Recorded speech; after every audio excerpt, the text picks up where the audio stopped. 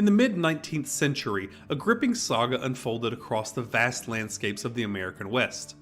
A tale etched in history as the Snake War from 1864 to 1868. This was no ordinary conflict. It was an irregular war waged by the United States of America against the elusive Snake Indians, a moniker assigned by settlers to the northern Paiute, Bannock, and the western Shoshone bands residing along the serpentine bends of the Snake River. The battleground sprawled across the rugged states of Oregon, Nevada, and California, as well as the untamed expanses of the Idaho Territory. The toll of this tumultuous struggle was marked by a grim count of 1,762 casualties, fallen soldiers, wounded warriors, and captives, all bearing witness to the relentless clash between two worlds. The roots of this conflict burrowed deep into the soil of increasing tension between native tribes and settlers encroaching on ancestral lands. A narrative unfolded over several years where explorers passing through were trying to have minimal impact, or maybe massive impact, but the brewing storm actually reached a crescendo in August of 1851. In the warm August of 1851, beneath the expansive skies of Oregon Trail, a tale unfolded that would etch its mark on the rugged landscapes near the confluence of the Raft River and Snake River in present-day Idaho. It was a story of clash and tragedy where the destinies of Thomas Clark, an Englishman with a passion for hunting, and Cho-Cho Ko, or Choo-Choo Ko, a 20-year-old veteran guerrilla fighter from the Shoshone, intersected in a fateful counter. Thomas Clark, having journeyed overland of the Willamette Valley in Oregon in 1848, partnered with fellow adventurer Jackson Vandervert and others in the California Gold Rush. Their gains were reinvested in high-quality cattle and horse destined for Oregon. By the spring of 1851, Clark, accompanied by his family and several Illinois pioneers, embarked on a journey westward. As they traversed the expansive landscapes, their wagon train, laden with dreams and possessions, became a slow-moving entity, allowing the animals to graze and thrive. Clark's family, including his mother, his sister Grace, and brothers, made the pilgrimage with him. Grace, at 25, drove a first-class hack designed for her and Clark, possibly the first of its kind traversing these kind of plains. Meanwhile, Cho-Cho Ko, a seasoned warrior with the Shoshone tribe, found himself in a challenging situation. Short on supplies, particularly good horses, guns, and ammunition, Cho-Cho Ko journeyed eastward along the Oregon Trail to meet his uncle Deerfly, seeking reinforcements. On Wednesday of August 6th of 1851, the wheels of destiny turned. The wagon train halted by the Raft River for a noonday rest. Miss Clark, Grace, and Hodgson, a 17-year-old brother, drove ahead to prepare lunch. Thomas Clark, with hunting on his mind, meandered up the river in pursuit of ducks. Little did they know the shadows of adversity were gathering. The attackers under Cho-Cho Ko's leadership devised a cunning strategy. Some warriors charged the main body of the wagon train at full gallop, inducing chaos, while others, including Cho-Cho Ko, set their sights on the prized possessions, the horses. Amid the unfolding drama, Hodgkin Clark, eager to defend, climbed a wagon wheel but fell victim to a fatal shot. Miss Clark, confronted by a Shoshone man, resisted only to face gunfire. Grace shielded her mother and was wounded in the wrist, the pain echoing through both of their lives. In the chaos, Grace, wounded and feigning death, witnessed the warrior's actions. Her clothes were torn and her body scarred. She escaped further harm as a dust cloud heralded the return of Thomas Clark with his hunting hounds. Thomas Clark, rushing back at full speed, spurred the warriors into desperate act. Mistaking him for a vanguard of a larger party, they threw Grace down a bluff, leaving her with physical and emotional scars that she would endure for the rest of her life. The main body of the wagon train stood paralyzed, their initial shock preventing swift action. Charles Clark, Thomas's brother, organized a pursuit, but Cho-Cho Ko's band found refuge in a natural fortress, evading capture. Some stolen horses would later resurface in Salt Lake City, weaving a thread of suspicion around the involvement of the raiders. When word of the Clark massacre reached the masses, a series of retaliations begun, specifically and most notably, a retaliation by a man named Ben Wright, when he organized a coalition of miners to respond to that attack. His group marched on a Modoc village near Black Bluff in Oregon and killed 41 native Modocs. Similar acts of violence and retribution paved the way for the impending Snake War, and a conflict that hung like a dark cloud over the horizon. In August of 1854, the Snake River had become a theater of tragedy as native attacks on pioneer trains reached its climax. The Ward Massacre, 21 people killed abruptly. Because of that, and the attacks on the Modoc village and the Clark Massacre, the U.S. Army launched the punitive Awareness Expedition, and it made a turning point of the relentless struggle for dominance. As the years unfurled, echoes of the Spokane War resonated, and the U.S. Army became the custodian of migration to Oregon. Escorts like Silent Guards were dispatched each spring from 1858. Yet, the relentless tension persisted, especially for straggling groups like the ill-fated Myers Party, meeting their demise in the Salmon Falls Massacre of 1860, and that actually claimed 29 lives. As federal troops withdrew in 1861 to confront the upheavals of the American Civil War, the torch was passed to the California Volunteers. Subsequently, the 1st Washington Territory Infantry Regiment and the 1st Oregon Cavalry replaced Army exports on the immigration trails, a shifting of the guard against the ever-encroaching shadows of conflict. Amidst the turmoil, a visual journey reveals the Nez Perce Reservation in Idaho, a testament to the geographical chessboard where tribes and settlers played their moves. The landscape echoed the silent resistance of Western Shoshone, Paiute, and other local Indians against the relentless encroachment, a resistance that would soon be known as the Snake War. Yet, the tendrils of conflict extended beyond territorial disputes. As gold mining waned in California in the late 1850s, a new wave of prospectors sought their fortunes venturing north and eastward up into the upper Great Basin and the Snake River Valley. A desperate competition for resources ensued, fueling violent bloodshed on both sides as miners consumed more game and water, and that dug into the Native American lands. In the fall of 1862, a series of gripping events unfolded, setting the stage for a fateful clash between Bear Hunter and Colonel Connor. This saga emerged against the backdrop against sweeping struggles between indigenous peoples and the American settlers that echoed across the vast expanse of the American west of the Mississippi. We've kind of been building up to this point here, so you're seeing the causes of these battles, why people are fighting, and now we're getting into sparking the war. So while the nation's gaze remained fixed on the eastern states embroiled in the Civil War, these incidents unfolded near the boundary of Washington and Utah territories, adding to the complexity of the country. In the shadow of these broader conflicts, a narrative unfolded in this region near Summit Creek, which is now Smithville, when a horse mysteriously vanished, sparking an accusation against a young Shoshone named Pugweenie. The subsequent trial and hanging of this man set off a chain reaction as the Shoshone retaliated, claiming lives of settlers in the Merrill family. Meanwhile, the echoes of the gruesome massacre near Fort Hall in 1859 resonated through the region. A settler company from Michigan, journeying along the Oregon Trail, fell prey at night by presumed local Shoshone. The survivors, hiding along the Portneuf River, bore witness to the brutal aftermath, with Lieutenant Livingston's dragoons encountering a scene of unimaginable horror. A young girl mutilated and left to walk on her stumps, symbolizing the depths of the tragedy. Fast forward to 1860, and the Oregon Trail had become a battlefield in the infamous Battle of the Providence.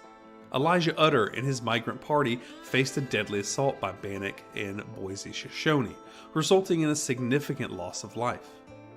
Reuben Van Ornum, a missing young boy, became the focal point of a quest for justice. His uncle, Zacchaeus Van Ornum, sought assistance from Colonel Connor at Fort Douglas, triggering a dramatic expedition to Cache Valley. The confrontation with Chief Bear Hunter and the subsequent skirmish in the Providence Canyon underscored the tensions that would come to head. As the winter of 1862 approached, Connor dispatched Major Edward McGarry on an expedition to recover stolen livestock, further escalating hostilities. The Bear River crossing witnessed a dramatic episode when the Shoshone breaking camp, fleeing and advancing Army troops, and executing captives. The Deseret News expressed concern about the potential fallout from the executions, highlighting a delicate balance between settlers and Shoshone. The Montana Trail became another theater of conflict when Shoshone warriors seeking vengeance for past actions. A series of attacks on miners culminated in a final catalyst from Connor's expedition, a Shoshone assault on a group of 8 miners near Franklin. As the survivors reached Salt Lake City, Chief Justice John F. Kinney, not Kennedy, Kinney, issued warrants to arrest Shoshone chiefs, setting the stage for a military response. As soldiers from Fort Douglas prepared for a formidable expedition northward to confront the Shoshone, Colonel Connor had designed a plan. Keen on a surprise assault, he divided his command into detachments, ensuring that they met at strategic intervals during their journey at the Cache Valley. The response to Connor's military campaign echoed across diverse sentiments. George A. Smith, chronicling in the journal History of the LDS Church, hinted at skepticism, fearing the expedition might result in catching friendly Indians, leaving the guilty untouched. On the contrary, the Deseret News, in an editorial, expressed hope for the eradication of hostile parties, applauding Connor's potential success. The initial departure from Fort Douglas witnessed the first group, led by Captain Samuel W. Hoyt, departing on January 22nd of 1863. Following closely was a second group, consisting of 220 cavalry personnel, led by Colonel Connor himself, setting out on January 25th. Armed with a substantial ammunition stockpile and aided by the cover of darkness, the soldiers embarked on a journey shrouded in secrecy. Upon nearing the town of Franklin, Captain Hoyt's infantry encountered a moment when Shoshone sought sustenance from settlers. Say that 3 times. Shoshone sought sustenance from settlers. The soldiers' unexpected arrival prompted a swift retreat by the Shoshone, leaving sacks of grain behind. This encounter set the stage for the impending conflict. Connor orchestrated the convergence of his forces, aiming for a surprise dawn attack on January 29th.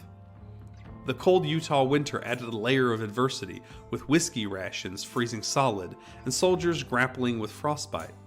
The Shoshone, meanwhile, gathering food from Mormon settlers, aware of the looming confrontation but anticipating a negotiation rather than direct military engagement. The morning of the 29th unfurled a brutal confrontation, marking one of the coldest times in the Cache Valley. Connor's initial frontal assault faced fierce resistance, leading to a temporary retreat. Subsequent flanking maneuvers and a relentless offensive forced the Shoshone into a dire situation where they actually ran out of ammunition.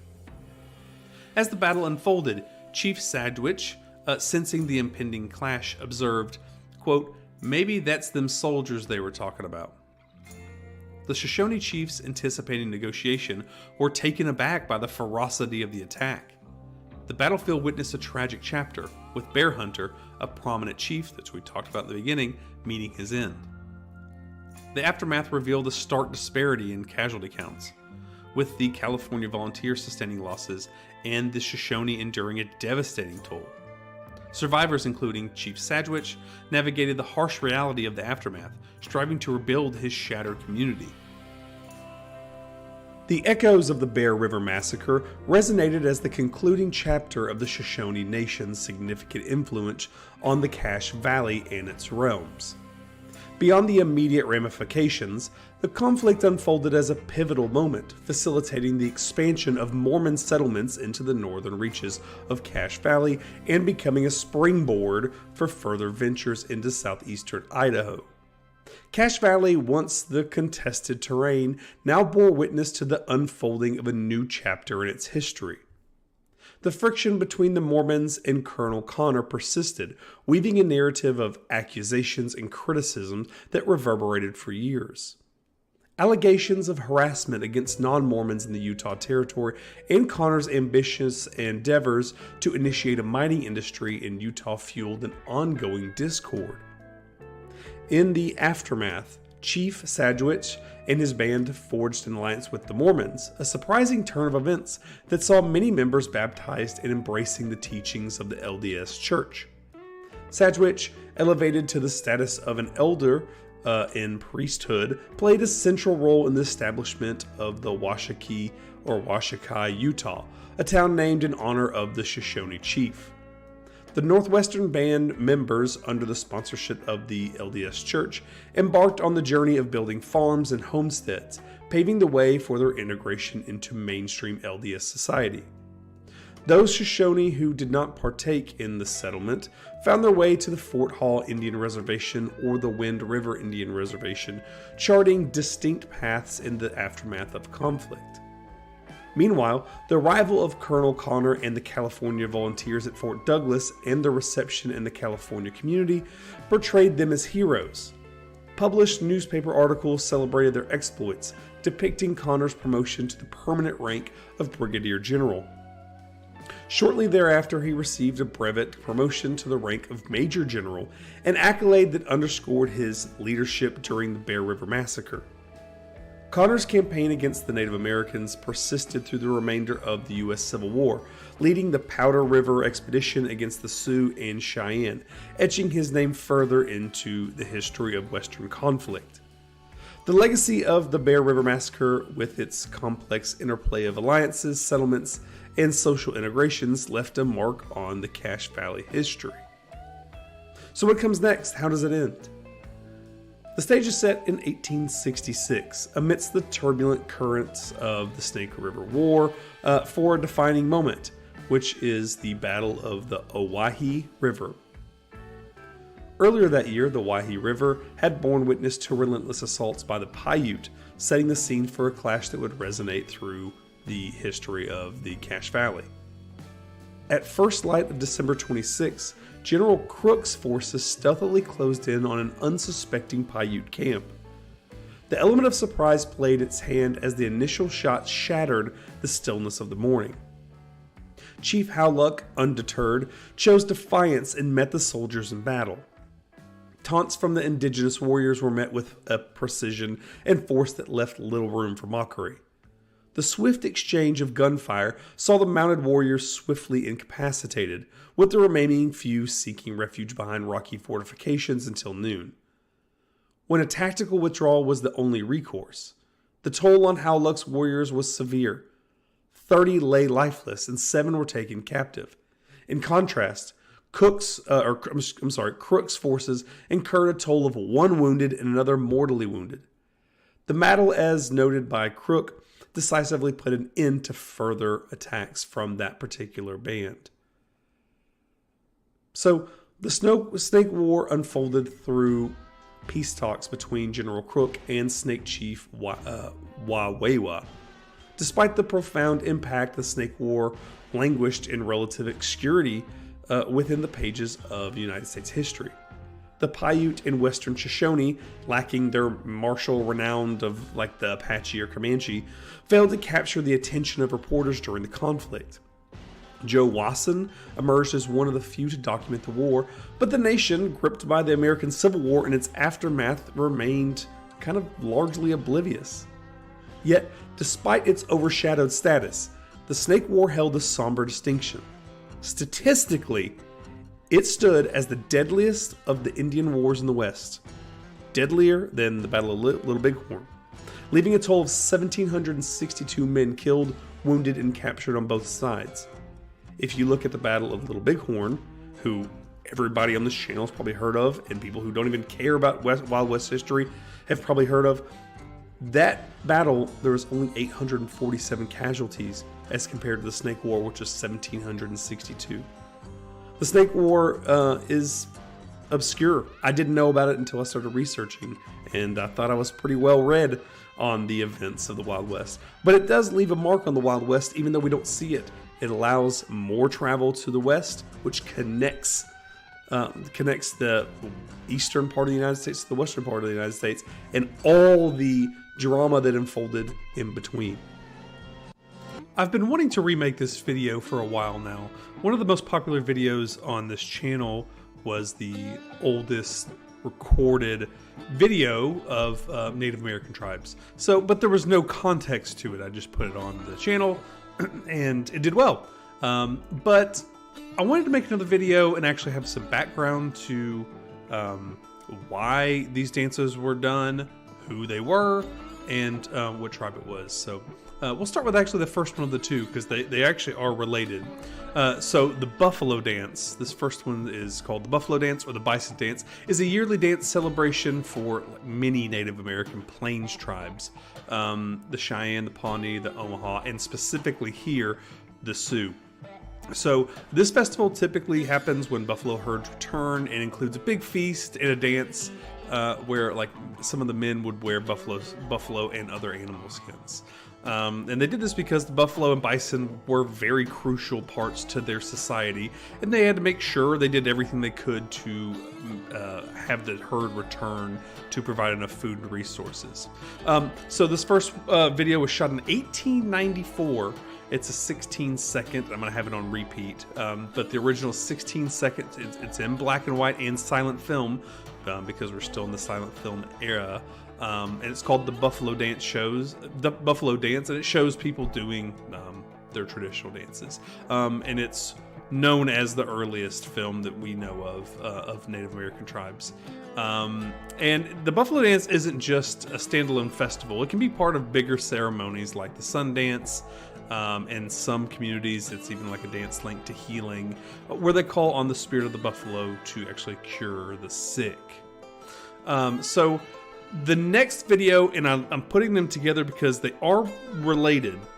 So this first video was shot September 24th of 1894, and it was shot at Edison's Black Maria studio in West Orange, New Jersey. But per film historian C. Musser, who is an Edison film historian, this footage was actually shot the same day. The Buffalo Dance was actually shot the same day as this next film, which is the Ghost Dance. And they came to the studio, then the Sioux put their full regalia on, and then they did these traditional dances on film. So I haven't found anything about why they did that. Could be for awareness of, bringing information of what the tribes were. Could be for like the Ghost Dance, which I'm about to go over, was done for Buffalo Bill's Wild West show, so it could be advertising. But they came into an actual studio, so when it looks like it's not out in the wild, it isn't. And I've posted this video and pictures in the past where people have made comments saying, oh, their color looks off, and this looks like this other way. This is the earliest, some of the earliest film we have. It's not, shot in any modern technology. We're still, a long way away from, actual movies. So, it shot in 1894 and then being restored and kept preserved till now. There's going to be some like wear down of the film. So it's not some different, it's Sioux people showing their traditional dances. So to go into the Buffalo Dance, the Ghost Dance, the second video. So they talked about these native peoples as show Indians, and they're mainly actors from the Plains nations like the Lakota, the Dakota, the Nakona, known as what the Sioux people are. And it took place in the Wild West shows, not just Buffalo Bills, but there was a lot of Wild West shows going on right now. They wanted to show people on the East Coast back, in St. Louis and Philadelphia. They wanted to show them what was happening out in the Wild West, places where they couldn't. They just hear stories. So they would literally bring shows of like Custer's Last Stand. They'd bring that to them and show them this is what happened in real time, and they would use these show Indians to represent them. So they were usually hired to be like staged Indian races in supposed historical battles, often portrayed like savagery and wildness in attack scenes against white people. These shows generally depicted native people as exotic savages engaging in bizarre rites and cruel violence. Native women were dressed in like pretty expletive, non-traditional clothes like men's headdresses and breastplates, combined with like pretty skimpy attire, like especially for the time, like leather shorts, which wouldn't be worn in their reality. And this is where they performed the Sioux Ghost Dance. So again, it was shot the same day as the Buffalo Dance in the same studio, same day, same everything. So that's why it kind of it kind of looks the same, because it was the same day. But some other people who showed up to these Wild West shows, specifically like Buffalo Bill and like Cody's Wild West show, Chief Sitting Bull, one of the most famous chiefs, was one of the star attractions alongside Annie Oakley. During his time with the show, Sitting Bull met President Grover Cleveland, which he believed highlighted his importance as a chief. And he gave a cherished horse to him when he left the show, and he was friends with Buffalo Bill. Another native chief, Red Eagle, underwent 3-year training period at Cody's base in North Platte, Nebraska. And during that time, he developed skills in steer roping, lariat tricks, like rope tricks, and the art of maintaining pretty much a firm grip on anything with 4 legs. And he debuted at 13, portrayed like a Pony Express rider. And a year later, the show actually toured Europe, and over several years, Red Eagle became like a crucial member of Buffalo Bill's Wild West show, captivating like audiences through his journey. Other famous Native American names that pop up in these Wild West shows, Red Cloud, like we just talked about, Chief Joseph, Geronimo, and the Modoc War Scout, a man named Donald McKay. The most important lesson I learned from those proficient gunfighters was the winner of a gunplay usually was the man who took his time. The second was that if I hoped to live long on the frontier, I would shun flashy trick shooting, grandstand play, as I would poison. I was a fair hand with pistol, rifle, or shotgun, but I learned more about gunfighting from Tom Spear's cronies during the summer of '71 than I had dreamed was in the book. Those old-timers took their gunplay seriously, which was a natural under the conditions in which they lived. Shooting, to them, was considerably more than aiming at a mark and pulling a trigger. Models of weapons, methods of wearing them, means of getting them into action and operating them, all to the one end of combining high speed with absolute accuracy, contributed to the frontiersman's shooting skill. The sought-after degree of proficiency was that which could turn to most effective account the split second between life and death. Hours upon hours of practice and wide experience and actualities supported their arguments over style. When I say that I learned to take my time in a gunfight, I do not wish to be misunderstood, for the time to be taken was only that split fraction of a second that means the difference between deadly accuracy with a 6-gun and a miss. It is hard to make this clear to a man who has never been in a gunfight. Perhaps I can best describe such time-taking as going into action with the greatest speed of which a man's muscles are capable, but mentally unflustered by an urge to hurry, or the need for complicated nervous and muscular actions which trick shooting involves. Mentally deliberate but muscularly faster than thought is what I mean. In all my life as a frontier police officer, I did not know a really proficient gunfighter who had anything but contempt for the gun fanner or the man who literally shot from the hip. In later years, I read a great deal about this type of gunplay, supposedly employed by men noted for skill with a .45. From personal experience and numerous 6-gun battles which I witnessed, I can only support the opinion advanced by the men who gave me my most valuable instruction in fast and accurate shooting, which was that the gun fanner and hip shooter stood small chance to live against a man who, as old Jack Gallagher had always put it, took his time and pulled the trigger once. Cocking and firing mechanisms on new revolvers were almost invariably altered by the purchasers in their interests of smoother, effortless handling, usually by filing the dog which controlled the hammer. Some going so far as to remove triggers entirely or lash them against the guard, in which cases the guns were fired by thumbing the hammer.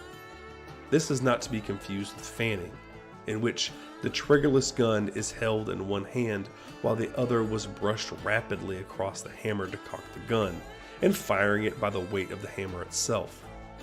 A skillful gun fanner could fire 5 shots from a .45 so rapidly that the individual reports were indistinguishable, but what could happen to him in a gunfight was pretty close to murder. I saw Jack Gallagher's theory borne out so many times in deadly operations that I was never tempted to forsake the principles of gunfighting, as I had them from him and his associates. There was no man in the Kansas City group who was Wild Bill's equal with a 6-gun. Bill's correct name, by the way, was James B. Hickok. Legend and the imaginations of certain people have exaggerated the number of men he killed in gunfights and have misrepresented the manner in which he did his killing. At that, they could not very well overdo his skill with pistols. Hickok knew all the fancy tricks and was as good as the best at that sort of gunplay. But when he had serious business at hand, a man to get, the acid test of marksmanship, I doubt if he employed them. At least, he told me that he did not. I've seen him in action, and I never saw him fan a gun, shoot from the hip, or try to fire 2 pistols simultaneously. Neither have I ever heard a reliable old-timer tell of any trick shooting employed by Hickok when fast, straight shooting meant life or death. The 2-gun business is another matter that can stand some truth before the last of the old-time gunfighters is gone. They wore 2 guns, most of the 6-gun toters did, and when the time came for action went after them with both hands. But they did not shoot them that way. Primarily, 2 guns made the threat of something in reserve. They were useful as a display of force when a lone man stacked up against a crowd. Some men could shoot equally well with either hand, and in a gunplay might alternate their fire. Others exhausted the loads from their gun on the right or the left, as the case might be, then shifted the reserve weapon to the natural shooting hand if that was necessary and possible. Such a move, the border shift, could be made faster than the eye could follow a top-notch gun thrower, but if the man was good as that, the shift would seldom be required. Whenever you see a picture of some 2-gun man in action with both weapons held closely against the hips and both spitting smoke together, you can put it down that you are looking at a picture of a fool or a fake. I remember quite a few of these so-called 2-gunmen who tried to operate everything at once, but like fanners, they did not last long in proficient company. In the days of which I am talking, among men whom I have in mind, when a man went after his guns, he did so with a single serious purpose. There was no such thing as a bluff. When a gunfighter reached for his .45, every faculty he owned was keyed to shooting as speedily and as accurately as possible, to making his first shot the last of the fight. He just had to think of his gun solely as something with which to kill another before he himself could be killed. The possibility of intimidating an antagonist was remote, although the drop was thoroughly respected and few men in the West could draw against it. I've seen men so fast and so sure of themselves that they did go after their guns while their men who intended to kill them had them covered, and what is more when out in the play. They were rare. It is safe to say, for all general purposes, that anything in gunfighting that smacked of show-off or bluff was left to braggarts who were ignorant or careless of their lives. I might add that I never knew a man who amounted to anything to notch his gun with credits, as they were called, for men he had killed.